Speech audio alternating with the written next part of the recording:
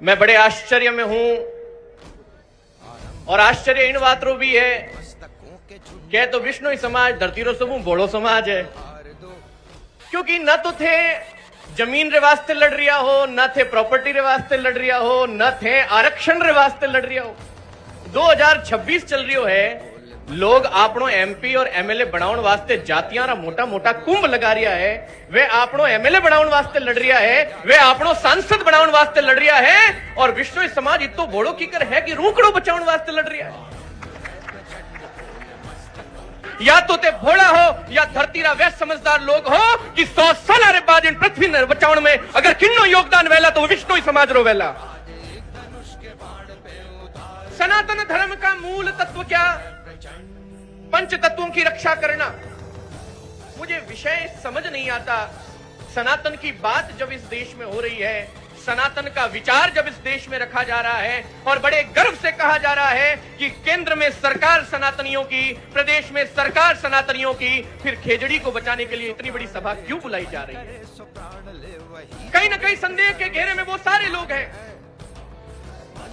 वो सारे लोग हैं जो धर्म की बात करते हैं। मैं यहां पर आज एक चिंता भी व्यक्त करूंगा। यहां पर मैं सिर्फ नेताओं को, सत्ताओं को ही दोषी नहीं ठहराऊंगा। अभी विषय चढ़ा था कि सोलर प्लेटें लग रही हैं, ओरण नष्ट हो रहे हैं, खेती नष्ट हो रही है, पेड़ कटे जा रहे हैं। लेकिन एक सवाल तो मेरे मन में भी उठता है, ये सोलर प्लेटें जो लगाई जा रही हैं, लगाई तो खातेदारी जमीन पे लगाई जा रही है बड़ी संख्या में। तो यहां बैठे हुए पूरे सनातनियों से पूछना चाहता हूं, खेजड़ी सिर्फ आंदोलन करने से बचेगी क्या? हमारी प्रकृति सिर्फ आंदोलन करने से बचेगी क्या? इस आंदोलन में एक मुद्दा यह भी है जो पिछले कई दिनों से ये संत गांव गांव जाकर के बोल रहे हैं, उस समय आपकी बुद्धि कहां मारी गई थी जब आपके सामने कुछ पेपर लेकर कुछ कंपनी के लोग आए थे और कहा था इतने लाख या इतने करोड़ देंगे, तुम अपनी जमीन हमको लीज पर दे दो या तुम अपनी जमीन हमको बेच दो। उस समय में आपने पेड़ को कटने की बात क्यों नहीं सोची? यह भी चिंतन का विषय। अपने हाथों से बुरा जो देखन में चला, बुरा न मिलिया कोई, जो दिल खोजा आपनो तो मुझसे बुरो न कोई। विचार करने की बात है।